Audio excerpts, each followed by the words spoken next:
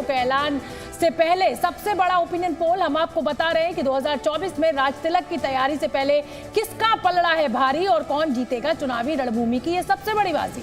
बिल्कुल, लेकिन उससे पहले आपको यह बता देते हैं फुल ग्राफिक्स के साथ में कि अब तक हम 543 सीटों में से 238 सीटों के नतीजे दिखा चुके हैं, यानी वहां जनता का मन क्या कह रहा है ये आपको दिखा चुके हैं। इसमें से 117 सीटें एनडीए के खाते में, तो वहीं 78 इंडिया गठबंधन के पाले में जाती हुई नजर आ रही हैं। वहीं अन्य के पास केवल 43 सीटें जाने का अनुमान है। बिल्कुल, तो चलिए अब आपको बता देते हैं महाराष्ट्र से मध्य प्रदेश और असम से उत्तराखंड तक की जनता का क्या मिजाज है, क्या मूड है। आज चुनाव हुए तो किसके सिर सजेगा ताज। तो देखिए, जी न्यूज और मेटराइज के सर्वे के मुताबिक लोकसभा चुनाव में जो उत्तर प्रदेश के बाद देश का सबसे ज्यादा सीटों वाला राज्य है यानी महाराष्ट्र, जहां 48 सीटें हैं, वहां एनडीए इंडिया गठबंधन पर भारी पड़ता हुआ नजर आ रहा है। यहां पर एनडीए में बीजेपी के साथ शिवसेना शिंदे गुट है, साथ ही एनसीपी का जो टूटा हुआ अजित पवार गुट है वो इसमें शामिल है। और सर्वे के मुताबिक महाराष्ट्र में एनडीए को 45 सीटें मिलती नजर आ रही हैं। देखिए, बहुत बड़ा यह आंकड़ा कहा जा सकता है। 48 में से 45 सीटें एनडीए के खाते में जाती हुई नजर आ रही हैं। वहीं इंडिया गठबंधन को महज 3 सीटें मिल रही हैं, जबकि अन्य के खाते में सिर्फ 1 सीट जाती हुई दिखाई दे रही है।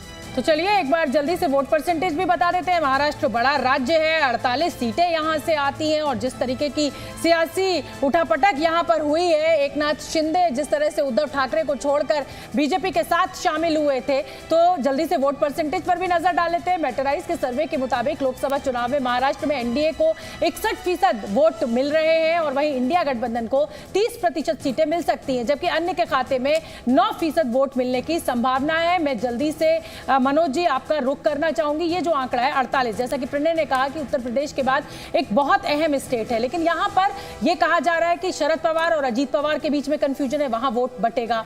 उद्धव ठाकरे और एकनाथ शिंदे के बीच में वोट बटेगा। ऐसे में जो सीटें आप दे रहे हैं, पिछली बार 41 आई थी, इस बार आप 45 सीटें दे रहे हैं। आपको लग रहा है कि ये मुमकिन हो रहा है और इसकी क्या वजह आप देख रहे हैं? सभी देखिए सुरना जी, 2-3 बातें पिछली बार भी उठा था और इस बार भी करते हैं। तो वहाँ पे जो कांग्रेस और अलायंस है वहाँ पे पूरी तरह से बिखरे पड़े हैं और कांग्रेस में तो पता ही नहीं कि वहाँ नेतृत्व कौन प्रदान करेगा। रही बात उद्धव की, तो उद्धव ठाकरे चाहते हैं कि मुझे इतनी सीटें मिले और वो बिखरा हो रहा है। लोगों का कहना है कि उद्धव ठाकरे को सिंपैथी वोट मिलेगा क्योंकि उन्होंने एकनाथ शिंदे ने उनके साथ विश्वासघात किया है। हाँ। मैं तो ये लोगों से जानने की कोशिश करता हूँ कि जिस शिवसेना का निर्माण कांग्रेस के विरुद्ध हुआ था और कांग्रेस के वोटर जो नहीं माने विरुद्ध खड़ा किया गया था, वो आज कांग्रेस के साथ जब सरकार बनाएंगे तो रिएक्शन वोट क्यों नहीं मिलेगा? उद्धव ठाकरे को क्यों उनके पक्ष में वोट मिलेगा?